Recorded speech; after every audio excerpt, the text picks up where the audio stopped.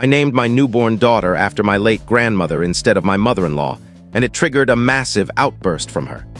She caused such a scene that hospital security had to intervene, and later, she breached a restraining order, leading to her arrest and her husband leaving her.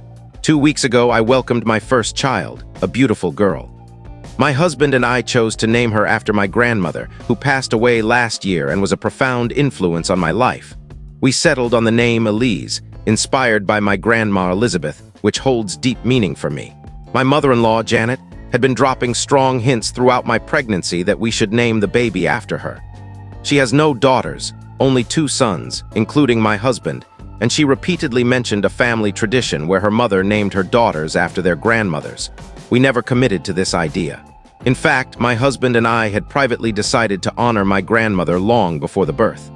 To avoid external pressure, we kept the name a secret until our daughter arrived.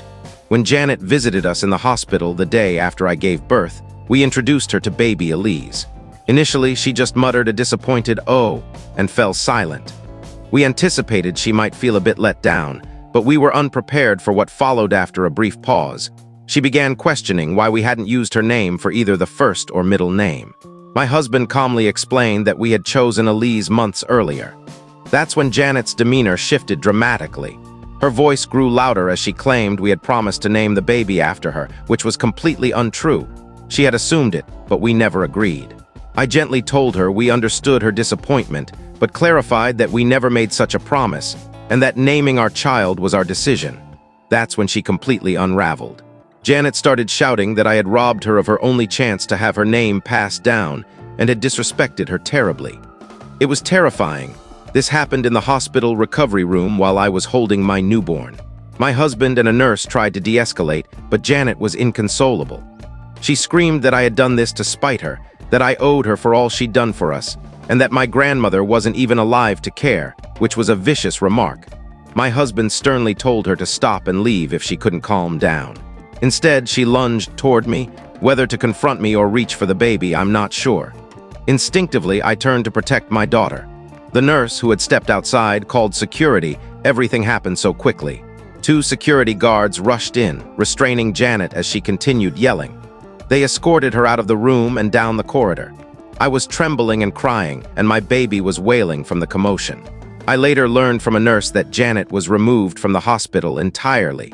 Because she kept shouting even in the hallway, my husband initially followed them, but returned to comfort me once she was gone. It was a traumatic and humiliating ordeal. Since coming home, I've been inundated with calls and messages from my husband's family. Janet has been telling everyone I intentionally snubbed her and broke a family tradition, claiming I caused her to have a panic attack by being cruel. Some relatives, like an aunt and a few cousins, suggested we should have used Janet's name as the middle name to avoid conflict, or that we should have let her outburst slide because she was emotional. My husband and I are both furious and shaken by the incident. He's been fully supportive and just as upset with his mother, but some family members think we sparked this drama by not giving in to Janet's wishes. I'm starting to question if we made a mistake by not compromising to avoid this chaos. We only wanted to honor my grandmother, who meant so much to me. Janet's name is also quite dated, and we didn't love it, but that's beside the point. She assumed our daughter would carry her name without our agreement. So am I the asshole for naming my daughter after my grandmother instead of my mother-in-law? Comment 1. In TA, your baby, your call on the name. Janet sounds unstable, no offense. She had no right to expect you to name your child after her. That she caused such a scene that security had to step in is shocking. Are you and the baby okay? That must have been awful so soon after giving birth. Op reply. It was incredibly traumatic, not at all how I imagined my first day as a mom. We're okay now, just rattled. The baby was upset from the noise but calmed down once things quieted. I'm recovering physically, but emotionally I'm still shaken. You're right, it's our choice as parents. We never promised Janet anything. I expected some disappointment, but not that level of rage. Comment 2, NTA. Did your husband support you through this? How's he coping? Op reply, my husband has been incredible. He backed me up completely at the hospital, telling his mom to leave when she started yelling. He was as shocked as I was. He followed her briefly when security took her out, but she was too hysterical to reason with, so he came back to me. At home, he's been handling most family calls, making it clear we chose the name together, and that his mom's behavior was unacceptable. He's devastated that she ruined what should have been a joyful day. He's angry and embarrassed, but focused on keeping the baby and me safe. We're both stunned she went this far. Update 1. Thank you all for the overwhelming support. The consensus was clear that we're not the assholes, and your comments helped me feel confident in our decision. It's been a wild week since my post. I couldn't reply to everyone, but I read as much as I could. A lot has happened.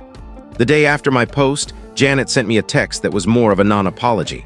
She said she was sorry for getting emotional, but blamed it on being blindsided by us breaking her family tradition.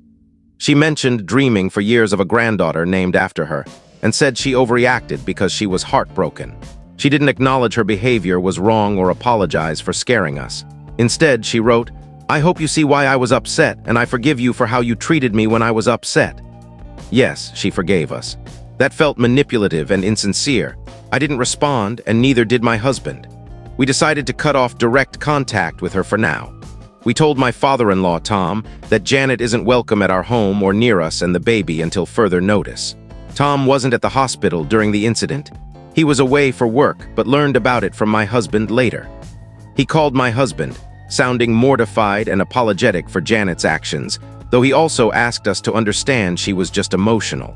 We made it clear her behavior was unacceptable. Here's the chilling part.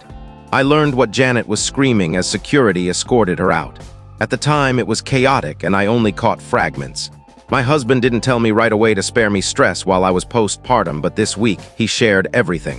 Apparently, she was yelling threats at me like, "That woman will regret this, and you'll pay for this." She also screamed, "You can't keep my granddaughter from me. I'll make sure you suffer." I was horrified. My husband waited to tell me until I was stronger, as it might have overwhelmed me in the hospital. Even now, it's terrifying to know she threatened me for not naming the baby after her. We're taking this very seriously for our safety. My husband was livid, retelling her words, and confronted Janet over the phone. She didn't deny the threats, instead saying I deserve to feel pain for disrespecting her and that there are consequences. He ended the call abruptly. We've cut all contact with Janet and told Tom we won't speak to or see her unless she makes significant changes, which seems unlikely. My husband is exploring legal options in case she escalates. We're documenting everything, her texts, the hospital incident details, everything. We haven't gone to the police yet, as she hasn't contacted us again except for that text, but her threats have us on edge. Tom knows what she said and keeps saying she didn't mean it, just spoke in anger. I told him that, intentional or not, it's a threat, and I must protect my baby and myself. He said he understands, but mentioned Janet is a mess, crying about being kept from her granddaughter. That's on her for her actions. We've notified the hospital to bar Janet from visiting in case she tries to return. We're considering consulting a lawyer to ensure she doesn't cause more trouble. It's heartbreaking it's come to this. I'll update if there are major developments, but for now, we're safe and focusing on our daughter. Thank you for the support. It's helped us stand firm. Comment 1. I'm so sorry you're going through this. Documenting everything and considering legal action is smart. A restraining order might be wise, especially with those threats. Even if she doesn't get violent, some mills escalate to things like CPS threats. Don't wait for worse. How's the family reacting now that this has escalated? Are they still defending her? Op reply, it's mixed. Relatives who suggested using her name as the middle name have backed off after hearing about the hospital incident. I think learning she was removed by security showed them how serious it was. We haven't shared the threats widely to avoid more drama, but my husband told his brother and dad. His brother thinks their mom needs help and supports us. Tom is protective of her but embarrassed. He doesn't defend the hospital outburst, but downplays the threats as emotional outbursts. He apologized and admitted she was out of line. Update 2. About a month later, we took legal action.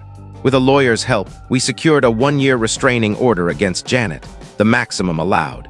It prohibits her from contacting us or coming near me, my husband, or our baby. The judge granted it easily given the hospital incident. Janet was served 2 weeks ago and Tom was furious, accusing us of betraying her and treating her like a criminal. We expected that reaction. The order is working. She hasn't contacted us since. Tom visits weekly to see his granddaughter alone and respects our rule not to share info with Janet. However, he keeps gently suggesting we reconcile, saying she's learned her lesson. We shut that down, stating we're not ready and may never be, and that pushing us strains our relationship with him. He backs off but is clearly torn. I feel for him. He's been married to Janet for 35 years and is caught in the middle. He insists she's not a bad person, just emotional, and this was out of character.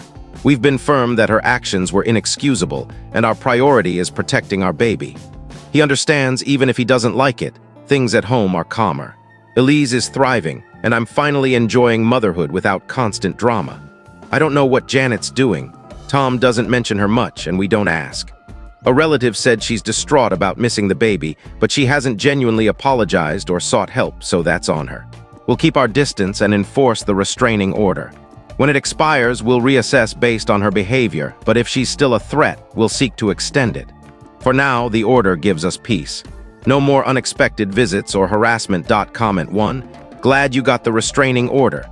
It shows her behavior was unacceptable. Tom respecting it is good, but him pushing reconciliation isn't. Threats like hers don't just vanish with an apology. Has she shown any change, like therapy or a real apology? If not, Tom's just hoping. Stay vigilant. Some people behave temporarily, then act out again. Op reply. You're right, forgive and forget doesn't apply here. As far as we know, Janet hasn't sought help or changed. If she's in therapy, Tom hasn't mentioned it, and there's been no real apology, just that self-serving text. Tom's stance is more about wanting normalcy than any actual change from her. We're staying cautious and won't let our guard down. If she does anything, we're ready to involve the police. I hope she reflects, but I'm not optimistic. Comment 2. Tom's in denial. It's his wife of decades, but he saw what she did and thinks it can be fixed with an apology. I'd worry he might share info about you or the baby with her, even unintentionally, because he feels bad for her. Do you trust he's not? Op reply. That's a valid concern. We set clear boundaries with Tom. No sharing info, photos, or updates about us or the baby with Janet. He agreed. Do I fully trust him? I have some worry he might slip, thinking a small update is harmless. My husband stressed that even a minor leak could be a problem. We haven't heard of anything getting back to Janet, and Tom knows a breach could end his visits. He loves his granddaughter and likely doesn't want to risk that. Fingers crossed. Update 3. I hoped I wouldn't need another update, but things escalated. After 4 months of quiet, Janet violated the restraining order.